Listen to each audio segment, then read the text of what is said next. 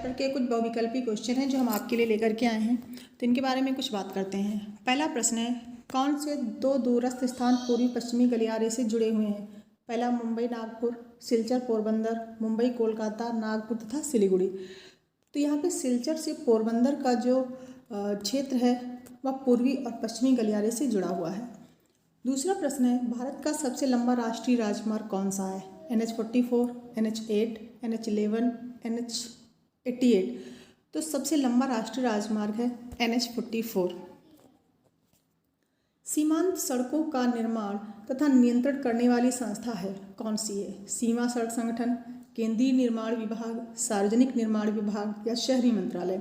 सीमांत सड़कों का जो निर्माण है और जो उसका नियंत्रण करने वाली संस्था है वह सीमा सड़क संगठन। निम्न में से किस वस्तु का निर्यातक भारत नहीं है? मतलब कौन सी चीज़ें हमारे यहाँ उत्पादित होती है लेकिन हम उसका निर्यात करते हैं, किनका निर्यात नहीं करते? तो कॉफ़ी, तंबाकू, उर्वरक और चाय। कॉफ़ी, तंबाकू और चाय का तो हम निर्यात करते हैं लेकिन उर्वरक का हम निर्यात नहीं करते हैं। अगला प्रश्न है आपका, भारत में परिवहन का कौन सा प्रमुख साधन है? पाइपलाइन, रेल परिवहन, सड़क परिवहन, वायु परिवहन। तो परिवहन का सबसे प्रमुख साधन है सड़क परिवहन। ये आप सबको पता है, सस्ते होने के साथ साथ ये बहुत ही उपयोगी साधन है। दो या दो से अधिक देशों के आपसी व्यापार को कहते हैं आंतरिक व्यापार, अंतर्राष्ट्रीय व्यापार, बाहरी व्यापार, स्थानीय व्यापार। तो दो या दो से अधिक देशों के आपसी व्यापार को हम क्या कहते हैं? अंतर्राष्ट्रीय व्यापार। बड़ी लाइन की चौड़ाई क्या होती है? 1676 मिलीमीटर, 1000 मिलीमीटर, 762 मिलीमीटर, 610 मिलीमीटर। तो बड़ी लाइन की जो चौड़ाई होती है वो होती है 1676 मिलीमीटर। भारत में वायु परिवहन का राष्ट्रीयकरण कब किया गया? 1950, 1953, 1960 और 1998। तो ये बात हो रही है वायु परिवहन के राष्ट्रीयकरण की। मतलब जो राष्ट्रीयकरण का मतलब होता है राष्ट्र की संपत्ति कब इसे बनाया गया? तो ये था आपका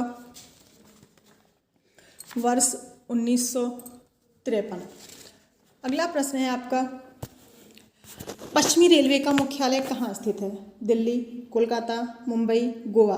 पश्चिमी रेलवे का मुख्यालय जो है वो मुंबई में स्थित है। अति दुर्गम स्थान पर जाने वाला परिवहन का साधन? जल परिवहन, रेल परिवहन, वायु परिवहन और स्थल परिवहन।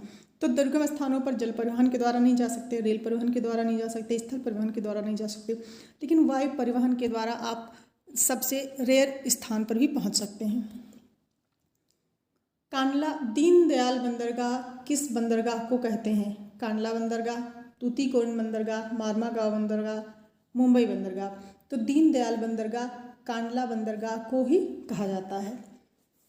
हमारे देश के सर्वाधिक समाचार पत्र किस भाषा में प्रकाशित होते हैं? अंग्रेजी, उर्दू, हिंदी, भोजपुरी।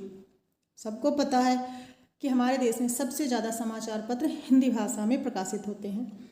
देश का सबसे बड़ा बंदरगाह कौन है? पारादीप, मुंबई, हल्दिया या कोच्चिपत्तन। तो देश का सबसे बड़ा बंदरगाह है मुंबई बंदरगाह। भारत के किस पत्तन से लौह अयस्क का निर्यात किया जाता है? पारादीप, विशाखापट्टनम, मुंबई, तूतीकोरिन।